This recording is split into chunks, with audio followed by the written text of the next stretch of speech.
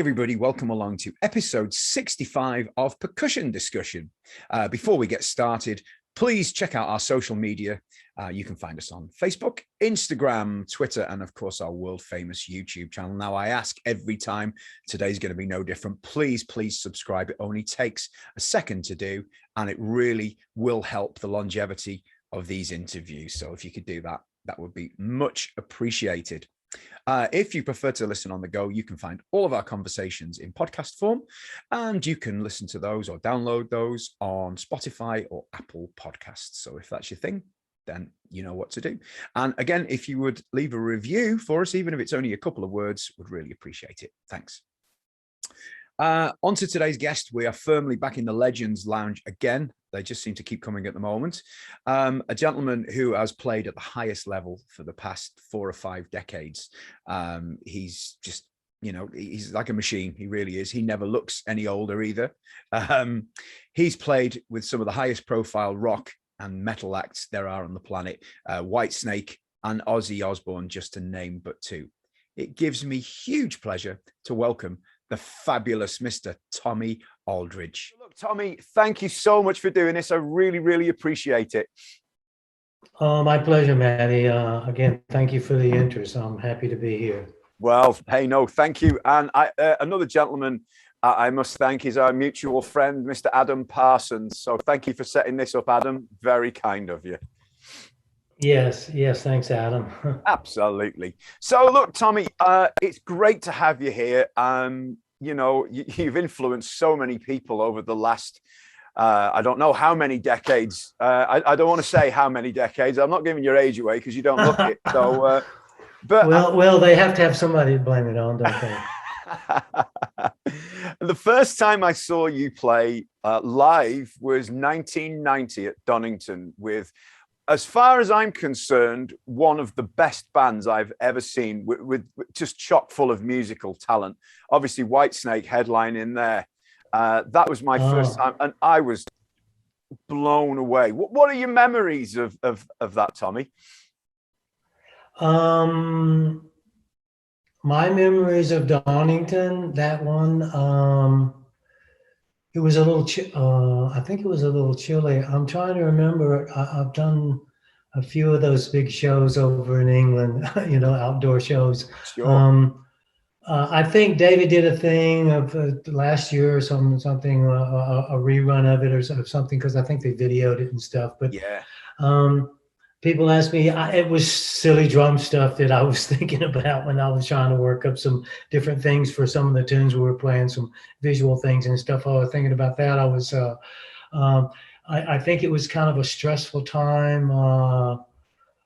It was toward the end, I think, of that run, and no one knew exactly what was going to be happening after that. But I remember it being a pretty good show. I mean, anytime you play a Donnington or one of those Download or one of those big festivals in the UK, you can bank on having a rowdy ass crowd, and that's what you feed off of, you know. Yeah, and I was there and I was part of it, and I remember just being absolutely just amazed by the musical standard that, you know, everyone expects it to be great and brilliant. But that was, how was it to be in that band? Obviously, you were a huge part of it. You know, that was at the time, obviously, when Steve Vai was alongside Adrian Vandenberg. You know, it was a hell of a band. Yes. What was your question? How was it to be part of that? Because I don't think anybody could touch that band at that point. As far as I'm concerned, that was the band. Yeah. It was a lot of fun. I mean, I had been, there had been, well, as everyone knows, there's kind of a metamorphic process with Whitesnake, the band, yeah. You know, continually, with David being the only the only common denominator, obviously. That incarnation of the band was a lot of fun. It was a lot of fun. There was a lot of notes going on. There was a lot of, you know, you spent more time trying to stay out of someone else's way. You know, you try not to overplay and so forth, and trying to make it a musical endeavor rather than I don't know, an instrumental endeavor. And it was a little bit of a challenge in that regard because, like I said, there were a lot of notes going on. It was trying to keep it uncluttered and things like that, and still, trying to be faithful to the song, because there's so many of those Whitesnake standards that have a lot of people's thumbprints on them. Cozy Powell, who I think was probably the quintessential Whitesnake drummer. Ian Pace. I mean, there's been some heavy hitters that have graced that drum stool in that band, and so they're just trying to faithfully reproduce the songs, and so that the people in the audience actually recognize what song they're hearing, instead of a lot of widdly willy woo or a lot of crazy ass drum parts and stuff, and trying to approach it more from a musical perspective rather than just from a dramistic one. And again, trying to when people hear a Whitesnake song, trying to at least loosely replicate whatever it is that they like about that song. Sure. And it was a challenge,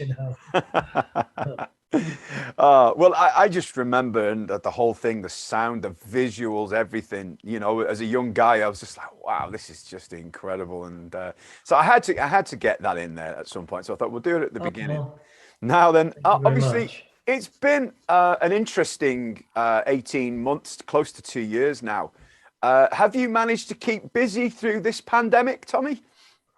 Well, we knocked it on the head. We were on a Australasia tour, just finishing that up. We started in Australia. This was March of last year, and we were in Malaysia and Indonesia, and we were in Singapore. We got as far as the last show that we actually did, what I think was the middle of March of last year. It was in Singapore. And we were to finish that show and then go to Japan. We had about 2.5, 3 weeks in Japan. Then we were headed to Europe. And then we were going to finish out the year in the US. After the last show in Singapore, they pulled the plug. So we came home at that point. So the tour was knocked on the head. And we thought at that point, we were kind of detached from the operation. We didn't really know what was coming down. We thought, well, it's going to blow over in a couple of weeks, because in Australia, they were all on the beach. We were in Sydney, they were on the beach, and like Australians do, going ballistic, having a great time. And it wasn't until Tom Hanks checked into our hotel, and then there was a news blurb. Tom Hanks has just been infected with C-19, and his wife, and it just so happened they just checked into the same hotel that we were staying in. So we thought everything was, hunky-dory, until all of a sudden it's right at our doorstep again. So, and my wife was saying, why aren't you guys coming home? There's a pandemic going on. What are you doing out going out? What do you mean being you're still out on the road? And it wasn't until actually that last show in Singapore that we were to head to Japan that they pulled the plug, and we, instead of flying into Narita, into Tokyo, and starting the Japanese tour, we did fly into Narita, but we connected to Los Angeles straight out of there. And so I've been trying to keep myself busy doing some things that like I want to do when I go in my drum room, whatever the hell I want to play, rather than rehearse something specific or try to play inside this box, whether it be an album or a song or whatever, and just kind of going back to the old days when I was a kid and I would just go in my drum room for hours at a time and just play whatever came to my mind. Trying to go in the drum room with nothing and come out with something I hadn't heard before. It's getting ever so difficult to do that, because there's so much information that's come down over the decades, particularly for drums and drumming, and being the oldest instrument on the planet, it's really, really, really tough to come up with something that you hadn't heard someone else do before. Yeah. But it never stops me from going in and just going in my drum room and just playing drums for the sheer joy and love of playing drums, because that's still at the very top of my priority list.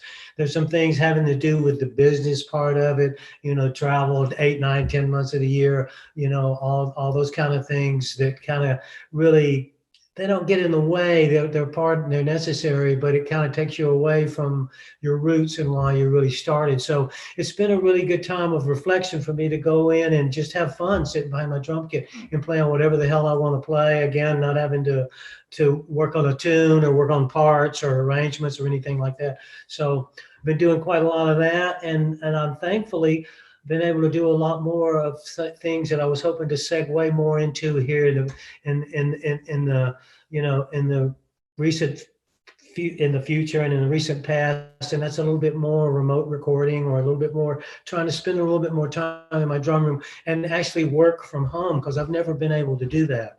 All my work has always been ricocheting around the globe. Yeah, cool. So to be able to work from my home playing drums, I mean, I can go out and do my lawn, and I can do all the honeydew list that's ever growing every day, around the house. But to actually do what I do for a living, and also my greatest passion, to be able to do it from home and get paid, that's unheard of for me, because I've spent almost my entire adult life on the road traveling. That's not a complaint. It just is what it is, Yeah. And so to be able to develop that aspect a little bit more and be able to work on stuff at home, album projects and things, it's been really gratifying, really satisfying. And not having a real schedule where the red light comes on and you're worrying about $2,500 a day drum room, and having to pay all the things that you worry about when you're in the studio, trying to get it done as quickly as possible, to stay in the budget, and all the things that are necessary to be successful from a business perspective, And so being able to work on drum parts and work on album parts, and just put something on the thumb and send it back to the other guy and say, oh, what are your thoughts? And to do it like that, it's an interesting process, and it's due. And so that's kind of been a little bit of a silver lining for me. Even though I was out of work, the tour was canceled and so forth, it wasn't that much of a bummer, because like I said, I'd never been at home for this long a period of time in my entire adult life. So it was some really some new information for me, and trying to find what to do with myself, other than just, waking up, having some breakfast, maybe going for a run, or jumping on my bike. I'm a real bicycle fanatic, and take a bicycle with me out on the road, trying to find somewhere to ride out in a city where I hadn't been before, or whatever, to go and do sound check, a 45-minute hour sound check, and then the gig, and then travel to the next show. That constitutes my day when I'm out on the road. And people say, wow, you must really be busy. Really, the only time I'm busy is for the 2 hours that I'm on stage. The rest of the time, the other 22 hours, it's like trying to find something to do with yourself, Cool. So it was a real kind of silver lining for me to be able to spend this kind of time at home.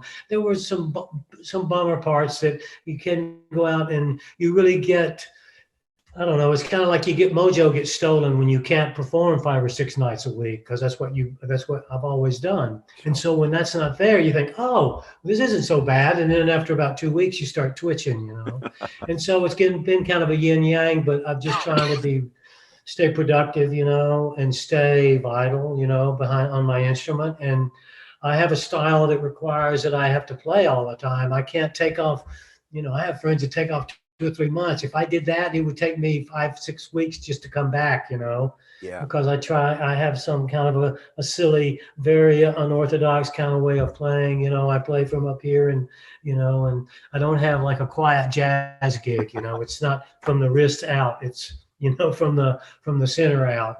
So I have to really stay on top of my instrument. As years go by, I have to do it more and more. That's kind of your signature, that though, isn't it? It's big movement, big sounds, the chokes. It's kind of your thumbprint, isn't it, if you like? Well, it's just how I grew up. When I grew up, I was a small guy, 5'9", 5'10", 137 pounds. That's what I weigh, and so I was always trying to find a way to make myself sound bigger and heavier. And as the amps got bigger and stuff, and I'm having to compete from 50-watt Marshalls, from little Sears amps to, Fenders, to 50-watt Marshalls to 100-watt stacks, without the, monitors and things like that, it became necessity became the mother of invention. And then as I started touring more and more, and I would see how people would react to certain things visually. So I tried to incorporate as much as the visual in. It's a rock show or a musical show. It's not just people listening, they actually sing. Then, MTV came in, and then we had the video to go with the audio. And so all of a sudden, bands like Bachman Turner Overdrive, they became Bachman Turner Overweight when everyone saw them on MTV. They were a bunch of chubby dudes, and so it had an impact on their appeal. And I'm not all about all show and no go, but I was just trying to augment the go with some show, Yeah. and just trying to give people something that they could embrace optically as well as orally, you know, and it kind of gives some. It makes people thank you, like you always been that's kind of your thumbprint. Well, it's just me trying to maximize the resources that I have. Yeah.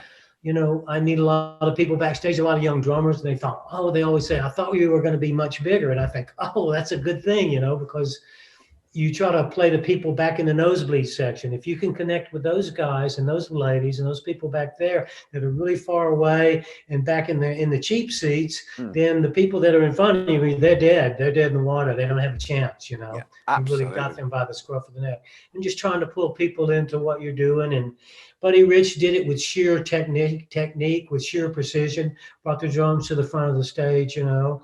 And I'm not, that's never been my MO. I've always tried to play in band environments and in team situations, but just trying to maximize the instrument, trying to give people something to look at as well, to sound and look like I sound, to sound like I look, and with the video age, and just trying to embrace the technologies that were coming, you know, down the pike when I was coming up, and just big, huge, massive PAs. When I play hard, but if you turn the PA off, I would sound like a little, you know, a little skinny guy with wood sticks.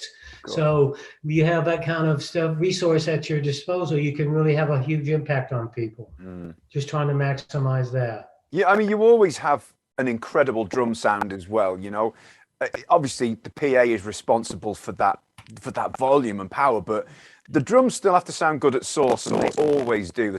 It's your toms for me. I love your tom sound.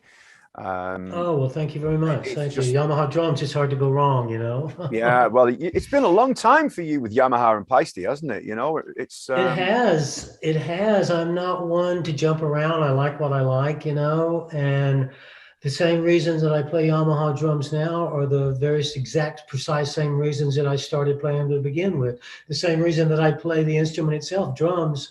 The reason that I play now is the same reason that encouraged me to start when I first started to play. So some things just don't change. When I find what I like. I was with another good cymbal company for a large part of my career, and the change came about in that respect for reasons having to do with sound, you know. So, but I'm not one to jump around. I kind of like what I like. Yamaha's not only do they make incredibly beautiful sounding drums, they make incredibly hardy drums. I mean, they sound, they have a top and they have just so much depth and width, you know, and usually a drum that sounds that good is a little bit fragile, you know, usually a really thin shell doesn't stay round or whatever, or they crack and break. And especially somebody like me, I do things at drums that most drummers don't, even though I'm a little skinny guy. When you start playing with your hands and stuff like that, you stress things that wouldn't otherwise be stressed, you know. And when you start playing from up here with like a big 17-inch 2S, you know, it does things to drums that typical, you know, drumstick sizes and weights don't do, you know. So and with Paiste, it's the most exquisite cymbal sound on planet Earth, in my estimation, and I still feel that way. My favorite drummer, probably, which you wanted, the guy at the very top of that list, John Bonham, was a big Paiste player, you know, and the same elements in his cymbal sound are the same elements that I hear in Paiste cymbals today.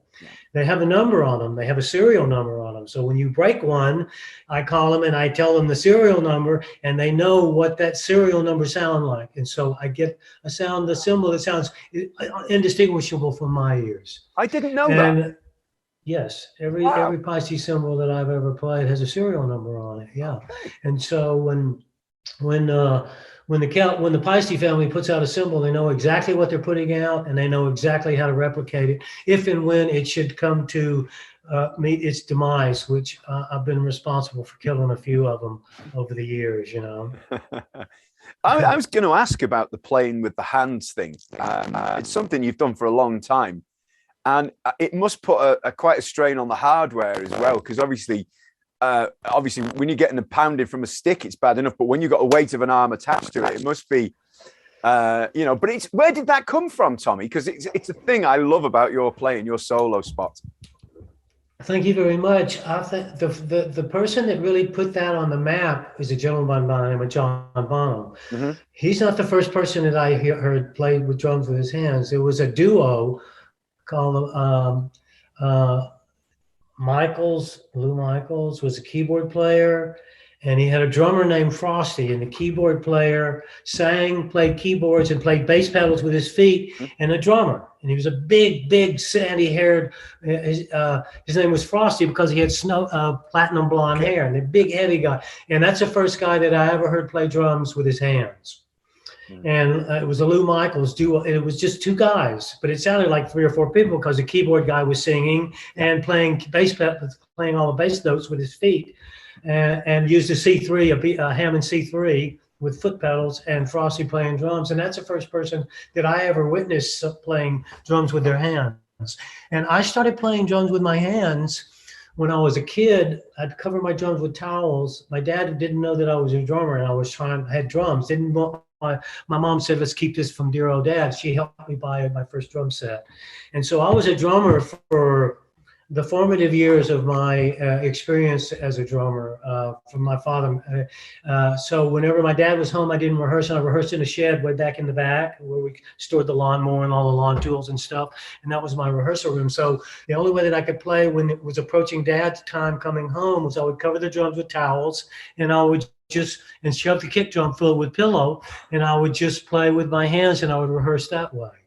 And so I started then later on when I was coming up in clubs. There was a conga player, a guy that played vibes and congas. His name was Bo Wagner, and he was a serious hand percussion guy. And anyway, we were doing. He joined the band, and he would play vibes and marimba sometimes, and he would play congas most of the time. And he was set up right next to me. Well, during my solo once, I just reached over and put my sticks under my arms and played on his congas and played some patterns on my feet. And people they went crazy. So I thought, oh, well, I'll try just doing what I used to do when I was coming up and kicking around on the kit with my hands. People thought I was hurting myself, I guess. I don't know. So it got a really positive reaction. So being the ham that I am, you see what works. Monkey see, monkey do. You know, you see what works. People enjoy it. And you're bringing something more than just the sound, more than just the visual. It's just something else, another hook in the water, so to speak, like the hook in the song, another hook in the water. And it just slowly evolved, you know. And then I heard John Bonham doing it, and I thought, oh, well, I'm certainly on the right track, you know, if this cat's doing it, you know. So he just consolidated in my thinking. When I first heard John Bonham play, I was playing patterns and stuff on my bass drums, even though John Bonham was only playing one bass drum. I was integrating patterns on the bass drum. Bonham was doing doubles on the kick. Never more than 2 notes on the kick drum. Yeah. Fast as lightning. Nobody had heard anything like it. He was going. He just reversed that rudiment, that triplet, and put the 2 on the feet and 1 on the hand. Jazz cats have been playing it for 110 million years. Well, I was trying to come up with patterns that were based on 3s, 5s, and 6s, 7 notes on the kick drums within a bar of 16th notes. And so, and it was just rehearsal things. It was just a way to learn independence and stuff like that. Well, some of the guys in the band heard it and said, oh, why don't you try that on the song? And so I was encouraged by other guys in the band when they heard me rehearsing it, you know. And so I don't take any credit for it, but it was just exercises and stuff. But when I heard John Bonham, and I thought, man, this is crazy. This is really crazy. But what I heard was a lot of the notes that were being typically played on the top part of the kit were starting to be played on the lower end of the kit. In John Bonham's case, it was the 2 hits, the triplet on the kick drum, the do-do-ba, do-do-ba, do-do-ba, you know. And so I was doing a quad, but for me, instead of a kick, snare, snare, I would go kick, snare. Still a quad, but 3 of the notes are on the bass drum. And so it was just another way for me to sound heavier. And I was incorporating more of the bass drums, and within a feel, if I'm doing a bar of 16, it could be up to 8 or 7 or 8 or 6 notes of the 16 notes played on the kick drums. And I hadn't heard anyone else do that. And I was always trying to find a way to play something that I hadn't heard someone else play. Because we all are armed with the same rudiments. Yes, single stroke, double stroke, rattle cue, whatever, drag, 6-note, whatever it is, a double rattle, double paradiddle, whatever the rudiment is, we're all armed with the same rudimental language. Yeah. And trying to apply the rudiments in a way that I hadn't heard before. I think that's what John Bonham did, because I had heard a billion times, but Bonham just reversed it and went do do do do do do. He played the same part. He just gave it a different sound source. So I was reassigning parts that had been typically played up on the top part of my kit. I just filled that in, didn't play it with my left hand or my right hand, and would play it with my left foot or my right foot. And so it just slowly evolved over time. And again, it was a way for me to sound bigger than I actually felt, or what I was trying to convey.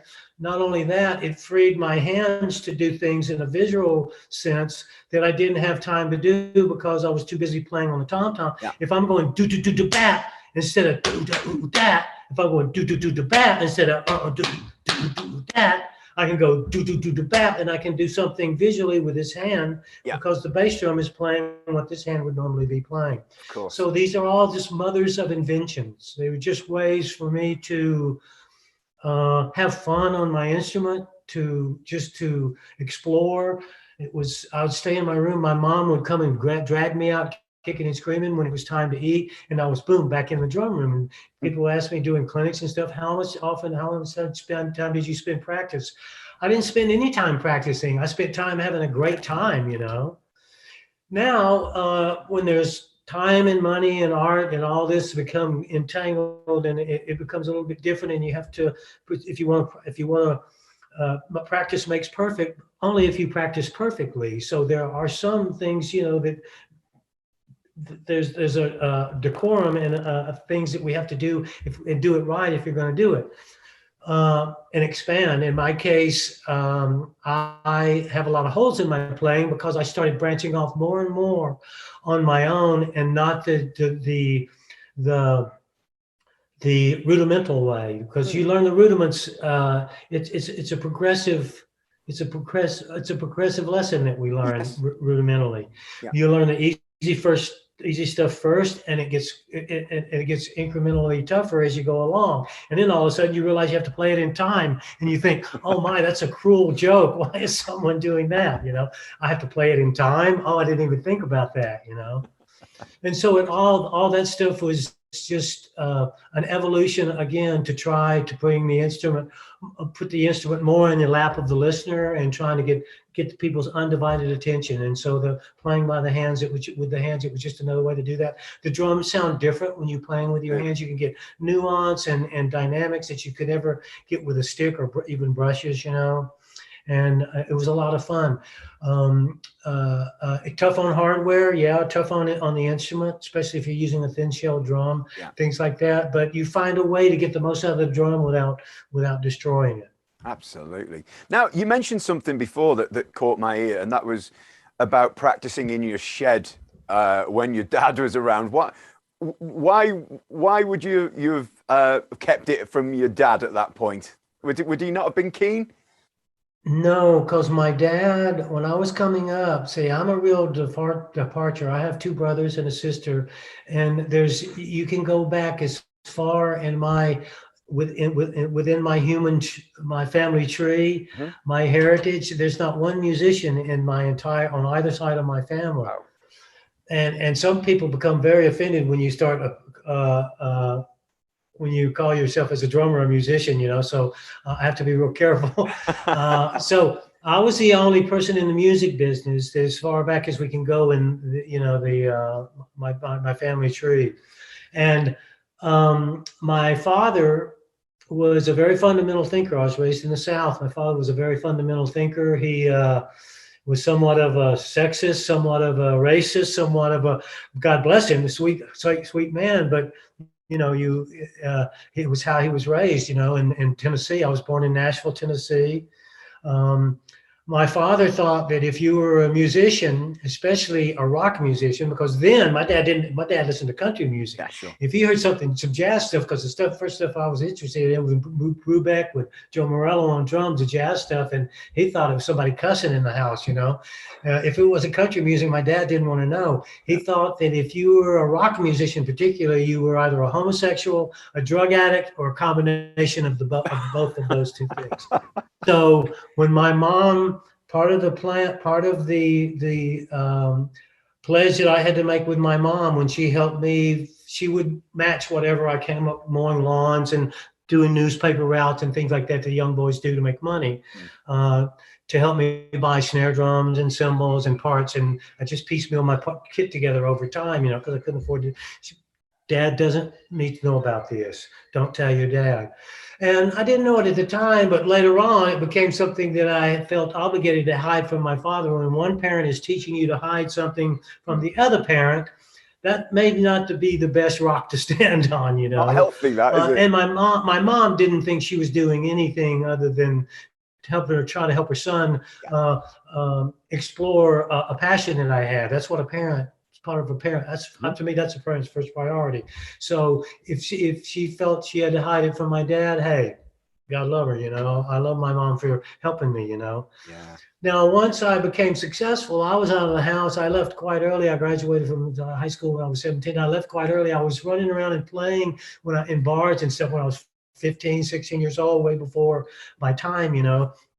But my dad didn't know anything about it, and I would stick my hair up under my baseball cap, you know, so my dad didn't know my hair was getting long. And it wasn't until I was already had enjoyed or started realizing some success, and that my father realized that, well, he's making more money than I am doing that, so it must be something to it. He related in those on that metric, you know. Yeah, sure. When I made more money than he did, he thought, oh, well, that's okay. I'll swallow whatever prejudices I may have. And my dad was okay with the program subsequent to that. But I was well and truly out of the house well before that, you know. That's and it created incredible. it created a strange dynamic in my little mind, pea brain, you know, as a kid, little boy growing up, that it's okay to hide something from one parent as long as you have the blessing of the other. That's not necessarily the healthiest way. It's created some issues for me later on, not at the fault of my mom or my dad, but it's all my fault, you know. Wow. But that's how it happened. Yeah. Wow, that's incredible. Some parents, I had friends, their parents would lavish them with drums. Most of the drums that I had when I first started, I borrowed from my friends who didn't want them because their parents lavished them with, it wasn't because their parents did it, I think. Maybe it was, I don't know. It's kind of like if your parents listen to it, you're not going to listen to it, you know. If your parents encourage you to do it, that's the last thing in the world you want to do, you know. That wasn't the case. My mom, she didn't really encourage me, but she underwrote my dream, and that's better than any form of encouragement, I think. She made it possible for me to get the tools that I needed to, because I'm a real drum fanatic. I love playing drums, but I love fiddling on them too. It's like bicycles. I love riding my bike more than anything, but I love building them and working on them too, you know. So it's like comprehensive, you know. It's like the whole ball game, you know. I love everything about drums. That is a drummer thing, whereas maybe it doesn't apply to other musicians. With drummers, they're equally happy taking them apart and seeing how this nut box is put together. And I think so anyway. I'm sure you'll yeah, and I was the first one at the gig when I was a kid, and I was the last one to leave. I was carrying more of the stuff, you know, and that's just part of the deal. My mom says, why don't you play flute? And you just out the door, you know. She would see me loading and unloading and loading and unloading all my bandmates, you know. And someone said there was a singer arrested the other day for helping a drummer, you know, move his kid back into his car, you know, creating a bad image for a singer, you know. But I never thought of it on those terms. I don't particularly like lifting a bunch of crap, you know, now. I appreciate the guy that takes care of my gear, but I'm always there to make sure that I get the last say and everything, so to speak, you know.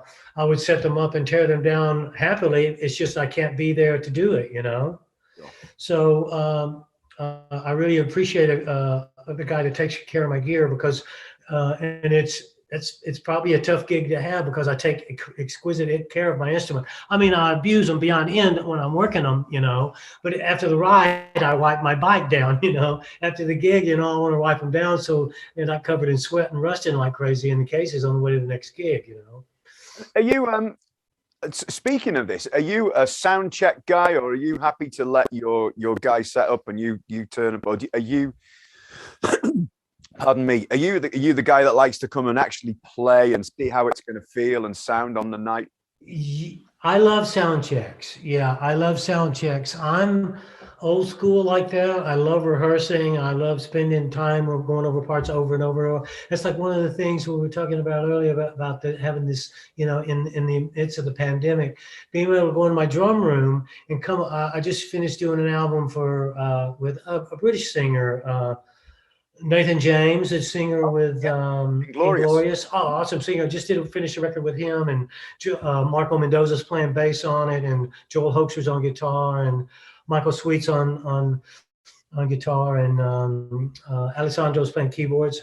Fun record to do, and to be able to go into my drum room and have the time to work on parts, go over a section that I have on my, on my little module. I have it loaded on the thumb. I can just poof, and I can rehearse a 4-bar section over and over instead of guitar player. Not again, man. Not again to you. Or dragging the bass player. I'll just take the bass player if I can. If I say all I can get, I'll take the bass. Okay, come on, man, let's go over the. And Gary Moore was very much that way when he and I worked together, and we just thrived on that. Everybody else would be gone or be fed up with us, and we're still in there working on parts, and. It becomes second nature in its program, and then you don't have to worry about flying a plane, and you go up and do all these amazing things because you have the headroom to do it. You don't have to think about it. I know you're a drummer. I see all your paraphernalia behind you, so you rehearse things the way you don't have to think about it, and then you can really do the real nuanced stuff because you're on holiday and you say, "Oh man, boom!" and you jump in there and do a little embellishment because all the other stuff it's all taken care of. You've done all your due diligence. Everything's done. I love sound checks. It's the only time during the day, apart from the show, that we get to play outside of what we played night after night after night after night. Yeah. And it's a chance to develop new material.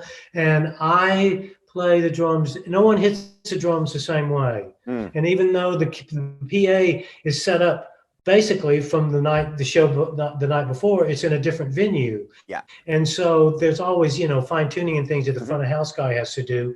And the front of house guy sets everything sets everything up on the EQ or on the drum kit based on the way that I play them. Yeah. And even though my tech, again, being a drummer, no two guys hit the same way, he can't calibrate it to me unless I'm there actually playing.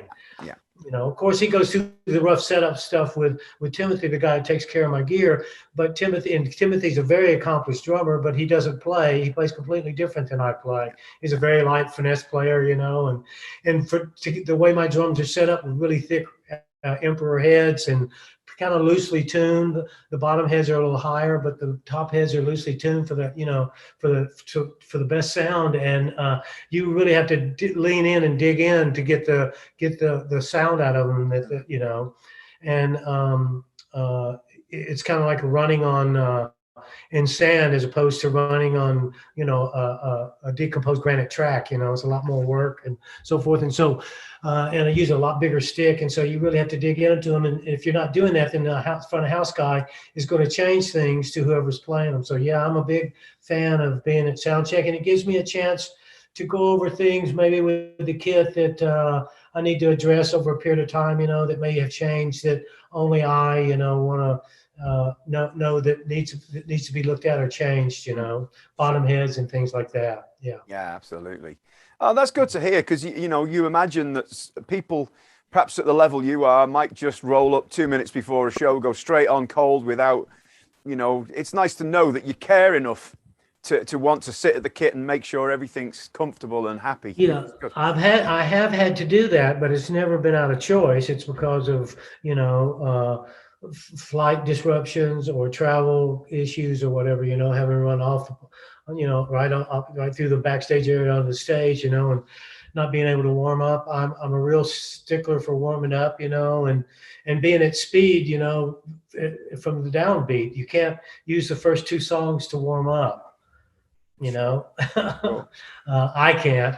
And so I like to be ready to go from the very first downbeat, that people are getting a full glass of water in the audience. They're not getting a half glass of water. Yeah. Of course. Yeah. And as far as warming up goes, would you have a kit or a practice pad, or what would you use to warm up on?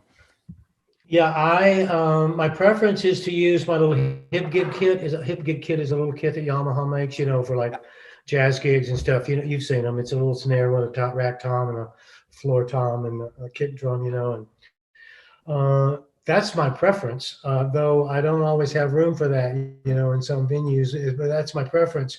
I need to warm up a lot more than just my wrists, because I use a lot more than just my wrists.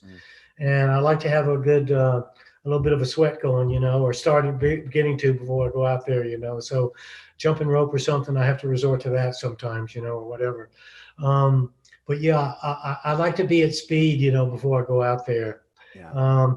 And the only way I can do that due to my style is really on a drum kit, Yeah, of course. And you get to jam backstage a little bit, when you spend 6, 7, 8 months of the year out on the road, you don't get a lot of time to rehearse. And people think, oh, your chops must be crazy. Well, my chops are really crazy for those 12 or 15 particular songs that I'm playing. Yeah, But, sure. I'm like, it's not being on the road. It really keeps you really on top of your game from a fitness level and a stamina level and things like that. But as far as creativity, and all of a sudden I'll find myself thinking about something in the middle of a song, and DC will say, that was an interesting feel of the way you play that pre-chorus going to the chorus, Thomas. I don't believe I've heard it that way before. You just get bored of playing things the same way over and over and over, Yeah. It's great so that he'll pick up on that, though. That's nice, isn't it? That he's actually listening and takes notice. David Coverdale don't miss a note. Really? David Coverdale don't miss a note. He's one of the most musically astute individuals I know. Forget musicians. He's the most musically astute individual I know. He has a vocabulary and a knowledge of music that exceeds anyone that I know. Wow. He has his library of music, and it's everything. He makes no distinction based on genre whatsoever.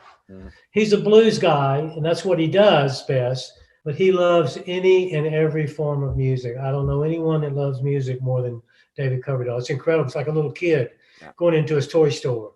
He gets so excited over it. Tia, check this out. He texted me the other day. He was listening to some old Travers thing I'd done. What album was it? Crash and Burn, a Pat Travers record. One of my least favorite records, and he was waxing poetic. Oh, Thomas, he was thrilled to be listening to it. Wow. I don't know where he dug it out of the archive somewhere, and he was just thrilled to be listening to it. But I don't know. Music is going continually. Yeah. On the airplane, in backstage, in the shower, continually at home. It's just nonstop. Yeah, he is. So he knows. Yeah, he knows music. Yeah. Oh, that's great to hear that. Still, you guys still have that enthusiasm and passion for music after being at the top of your game for so long. You're still, and I'm sure you're not that different as well, Tommy. If from what I can tell about music. Well, yeah, I enjoy working. My work is, I have a very fun job. Yeah. There are aspects of it, of course, that make it feel like work, but none of that has really anything whatsoever to do with behind the kit. It's, the other things that, part and parcel with any job, So all my buddies, that think that I'm on holiday 24/7 and I have a party every night. There's that aspect. I'm partying in my brain whenever I get to play drums, but they forget about the 8 months or 9, 10 months away from home every year. They forget about the things that living out of a suitcase. Oh man, yeah, you complain you stay in five-star hotels. Well, I don't care how many stars the hotel has. It's still a hotel, Yeah. It's obviously nice to be able to stay in a nice hotel, but I stayed in the back of a van when I was a kid for the very same reasons. You know, my reasoning, like I mentioned early on, hasn't changed. I played for nothing for years and years and years. As long as I would go without food, literally, to make sure that I had fresh sticks and cymbals and heads, because that's what was most important to me. Now you have to eat, in order to do a good show, you know. I mean, you have to have all the other good things as well, but it's just the way that I came up, and what I prioritized then, I prioritize now. Why would it change? If that starts changing, then you need to maybe start reassessing why, maybe thinking about retirement or whatever, you know. And it's not like an athlete, a professional athlete, just say a footballer, a British footballer, a soccer guy. We call them soccer cats. So they're not really. It's not really football, you know. It's soccer. Sorry. Anyway, those guys, you know, they got a shelf life. What, 7 years, maybe, if they're really, really. I mean, those strikers. Those guys got really short careers, you know. I mean, a goalie, he'll go for, you know, he'll go like a jazz drummer until he's 125 years old, use the same pair of sticks, you know. That's no disrespect to jazz cats, but I admire them. But so they got 6, 7, 8 years. Maybe an American footballer even has less than that because of the constant bam, bam, bam. So, and when they lose a step, there are a lot of people that know it way before they do. Yeah. With a musician, especially a rock musician, and especially someone in my genre of music. My genre of music is known for in-your-face driving, a lot of level, a lot of power, so to speak. I'm not a strong guy, but I have a lot of stamina. Yeah. Stuff like that. How do you do that for 2 hours every night, man? I said, well, I get to sleep for 22 other hours, you know. But there's a lot of people. I don't want to get out there and unfulfill the expectations that people that paid their money and time and paid me the respect and you know, to come out and hear and see me play. I have an obligation to make sure that those people leave there fulfilled. And I want to make sure that I'm the first one that's going to knock it on the head before someone comes up to me and says, Tommy, man, the last time I heard you play, you were really kicking it out. What happened? I don't want that to happen. No. And because musicians, there's a lot of technique involved that'll allow you. Buddy Rich was playing at 66, 67 years old before he passed away from a heart attack, the way he was when he was in his 30s. He really was, because he had such pure, uncompromised technique that it served him well until later in life. Plus his style of music and stuff and so on. You know, you have a shorter shelf life in my genre of music, and I want to be the one that call it quits before somebody maybe suggests that I do. And so consequently, you have to do things, you know, that from a physical perspectives, exercise and things like that. Your lifestyle, you can't stay up all night getting pie-eyed and chasing women. You know, you have to pick and choose your battles. You know. Sure. And being on the top of the game, it's the top of the game. That's a relative term. That people think that you know, these don't you know who I used to be scenario. And so when you start resting on your laurels. It's really easy if your priorities, if your fundamental motivations aren't really pure and honest, then they reveal themselves as in the fullness of time. And so I've always done what I've done, never based on money, even though it's nice to be paid ridiculous amounts of money to do this. I've done it when I was starving. I've done it being paid sinful amounts of money. And it's nice to not to have to worry about paying my mortgage. It's nice not to have to worry about what may happen if and when I decide that the gigs dry up or whatever, or a pandemic befalls you and you can't tour for a year and a half or 2 years. That you have a little bit of something that's not making you do what it is that you do, that you're doing it for the right reasons. It's really important. I mean, if you come home and your house is gone, you think, man, I'm really bummed, and you never find out what happened to it. You know, you have that open end. I mean, this is a bad analogy, but when you find out that a tornado came through and blew your house away, then, oh, okay. And so you put your nose to the grindstone and get it together and rebuild your house. And so motive and your fundamentals and the place that you stand on in life it needs to be in every room of your house, you know, otherwise it starts showing up. And I just want to always be sure that I take enough care and I pay enough attention and have enough regard for the success that I've been blessed with, that I don't take it for granted, you know. And every time I put my bottom on that drum stool, it's imperative that I do my level best, because I may never get the chance to do it again. You never know what's going to happen. So the tide may turn against you in public opinion, you know. And so that's the last thing we want to happen, right? And so you think at the top of your game, well, don't you know who I used to be? There are guys coming up right now that nobody's ever heard of that can play circles around me from just a drumming perspective, you know. That's one thing that I try to touch in clinics, because I do a fair amount of those for Yamaha and Paiste and stuff. And clinic is too clinical a word for what I do. I just try to give guys brass tacks, rubber to the road, not advice, but just share some truisms, because what's true for me is going to be true for them. Yes. Not my opinion, you know, not my philosophy, truisms. If you do this, this will pretty much happen. If you do this, this pretty much is what's going to happen. It's just the laws of the universe. If you take care of yourself, if you're doing something for the right reasons, people buy into it and they invest into it, and they will invest in you, and they will give you energy sometimes that you don't have.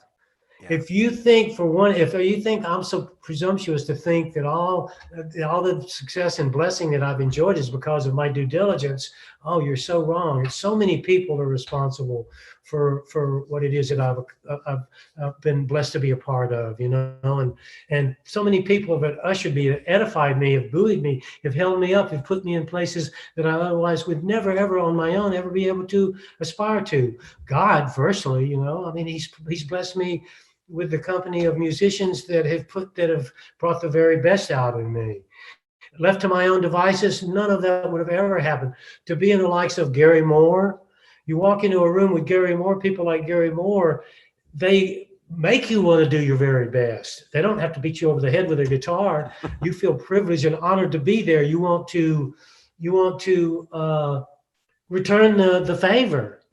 It's not about doing right or wrong. We're just returning the favor out of gratitude, you know. Being in the company of Randy Rhoads, that guy made me so much more of a drummer than I've ever been, and he doesn't know anything about drums. Yeah. You know, can you imagine how John Bonham must have felt when Jimmy Page came in with the drum part's built in, dude. Yes, you just grab hold of the riff and hang on, you know. Or how Mitch Mitchell, oh, God bless these people, what they must have felt when Jimi Hendrix came into the room with Crosstown Traffic or Purple Haze. Yeah. Can you imagine? Oh man, Crosstown Traffic. Tire tracks all across your back. I can see you've had your fun. I mean, come on, man. What kind more inspiration? The privilege to share in that is a privilege and a blessing. That's not something you go in a rehearsal room and acquire, or you get from working out behind your drum kit. That's a blessing. Yeah. And people that receive blessing, they understand, and they have an understanding and of a gratitude that has nothing whatsoever to do with me. I try to stay in a position of gratitude to where I can catch the blessings as they fall, you know? And so that's what I've just tried to do, you know? Be in the right place at the right time, you know? You are an incredibly humble man, I have to say, you know? I think you're incredibly humble, and obviously I totally understand what you're saying, but you still need the skills to back it up. And you've done that for the last 4 or 5 decades, you know, without any problem. Well, thank you very much. That's quite a compliment. I mean, my wife thinks I'm ego driven, you know, so there's you know, I appreciate that's very much of a compliment. I don't deny that I've enjoyed some great blessing, absolutely. And I've tried to take whatever I have in the way of tools or blessing or gifting and tried to maximize it. But at the end of the day, it's really a gift, you know. And when you have a gift, everyone that I've had the pleasure of working with really that just inspire me to no end. People like Randy Rhoads, Gary Moore, Stephen Vais, John Sykes, I mean, the list goes on and on. I mean, I've worked with some incredible guitar players, and they know that they are gifted. They've taken that gift and they've been awesome student. They've had taken great responsibility in nurturing the gift, but they know it's like a woman that's born beautiful. She can't go in the gym or wake up in the morning and set this regimen to make herself beautiful. She's born that way. Yeah. You understand what I mean? I mean, just sheer physical beauty. That's a gift. Now she can be a good steward of the gift and take care of herself and so forth and so on, treat people the way she likes to be treated and so forth and so on. Or people like Steve Vai can, and Randy, because I've been in the company of these people and I've seen how they operate. They know that they're gifted, and people that are gifted, they have a real profound area of gratitude in their psyche. And people that are grateful, they treat people like they like to be treated. Yeah. It's a law of the universe. Just like I was telling earlier, if I do this and this, to try to encourage young drummers, just because you can't play, 3,000 BPM blast groove for 20 minutes, that doesn't mean you can't be successful. Just because you can't play, a Gartska groove, or you can't keep up with whoever, that doesn't mean you can't express yourself. There's enough sunshine for everybody. It doesn't mean you can't be successful. I'm a perfect example of that. I think that I consider my opinion of myself is I'm a very, very adequate drummer. I'm a very, very adequate drummer. But I've been in the company of some supernatural musicians, and they've lifted me up to their level, and they've encouraged me and inspired me to play and to work and to excel beyond my real capacity. It's kind of a supernatural event. It really doesn't have anything to do with the laws of nature, the things that have happened to me, because I'm a child, I'm a child of the King, and so when you're that, all bets are off. There's nothing that you can't accomplish. And so when I get a chance to talk to up and coming drummers, because I see some of them and they feel they're awestruck, and they think, well, I'll never be able to do that. That's not true. No one can say what your job is to say on this planet but you. No one else can say it. And if you don't say it, it's going to be unheard. So you have that obligation. If God puts it on your heart to say it, you have the obligation. All you have to do is just say it. And so you just find the way and the tools to do it, and luck favors the brave. I don't think that I've been very lucky, but I've been pretty brave in certain circumstances. I've bitten off more than I can chew. I've done things that when I was growing up thinking, man, I wanted to quit a billion times, and I just it wasn't an option, When in my little rehearsal room, trying to just go da da da da do do do do do do do do. How am I going to be able to go da da da da when all I had was a snare drum and a bass drum? I could do it, and then when I got the rack tom, I couldn't go da da da da do do do do. It took me weeks, and then when I got the floor tom a month or a year later, because like I said, I built my kit and piecemeal, I go da da da da do do do do. It took me that's how it is, but you don't take no for an answer, Tommy, you have an incredible way with words, and everything you've said is incredibly motivational. I think anybody watching this interview can't help but be inspired by your words and your humbleness as well, whether you agree or not. And, you've encouraged and motivated and inspired so many people for the last four or 5 decades, whatever it is.